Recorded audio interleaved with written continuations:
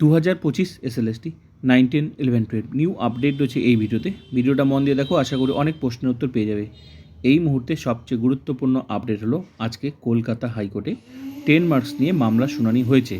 তোমরা জানো আজকে ডেট ছিল, তো আজকে শুনানি হয়েছে। আজকে রাজ্যের অ্যাডভোকেট জেনারেল 10 মার্কস নিয়ে কিন্তু আর্গুমেন্ট করেছে।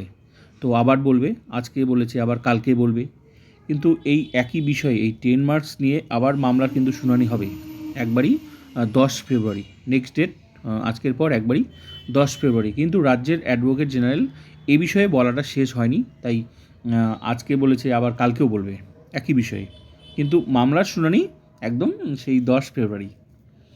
তো এর মধ্যে অনেকেই টেনশনে আছে যে কি হবে, এই 10 মার্কসের ভবিষ্যৎ কী। মানে 10 মার্কস ক্যান্সেল হয়ে গেলে তো অনেক কিছুই, মানে 10 মার্কস ক্যান্সেল মানে এমন নয় যে 10 মার্কস ক্যান্সেল মানে শুধু 10 মার্কস ক্যান্সেল হলে বাকি প্যানেল হবে। 10 মার্কস মানে এটা গ্যাজেটে লেখা আছে, গ্যাজেটকে একদম চেঞ্জ করা। আর গ্যাজেট চেঞ্জ করা মানেই আমি যতটুকু বুঝি সেটা হচ্ছে পুরো পরীক্ষাটাই ক্যান্সেল।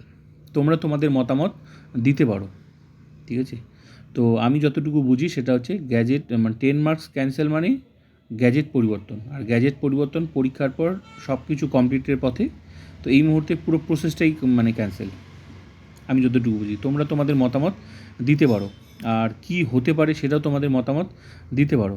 তবে আমি যেটুকু বুঝি সেটা হচ্ছে, যদি তোমরা বলো যে আমি কি বুঝি, আমার মতে কি, তাহলে আমার মতে বা আমি যেটুকু বুঝি সেটা হচ্ছে ক্যান্সেল হবে না। এবার তোমাদের মতে কি সেটা তোমরা তোমাদের মতামত দিতে পারো। এবার দেখো, আমার মতে তো আর কোনো কিছু ঘটবে না, বা তোমার মতেই কিছু ঘটবে না। যা ঘটার সেটা তো কলকাতা হাইকোর্টে ঘটবে, কিন্তু তোমার নিজস্ব একটা ওপিনিয়ন আছে, তোমরা দিতে পারো। কিন্তু আমি যেটুকু ব্যাপারটা বুঝি, ঠিক আছে, সেটা আমি বললাম, তোমরা তোমাদের মতামত দিতে পারো। তবে আবার যদি নেগেটিভও যদি হয় তাহলে কিন্তু মানে আরও প্রসেস কিন্তু লেন্দি হয়ে যাবে। সুপ্রিম কোর্টের যে নির্দেশ রয়েছে যে আগে যেমন 2016 ব্যাপারটা হচ্ছে কি, এই যে নিয়োগটা, এই নিয়োগটা একদমই আলাদা। কারণ এই নিয়োগটা কোনো নর্মাল নিয়োগ নয়, এখানে 2016রা যুক্ত আছে এই নিয়োগে।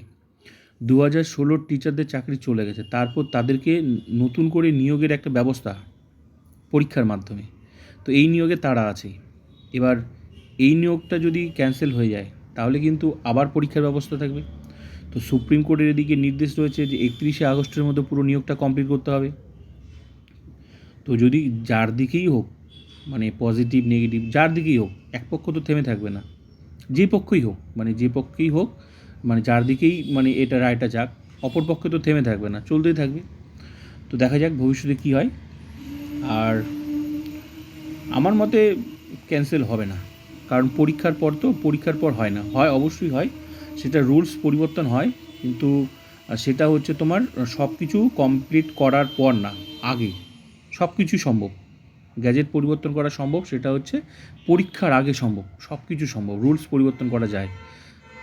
সব কিছু কমপ্লিটের পর, সব কিছু নিয়ম দেখে, রুলস দেখে তারপর কিন্তু গ্যাজেট পরিবর্তন করা যায় না, এটা আমি বুঝি। তোমরা তোমাদের মতামত দিতে পারো।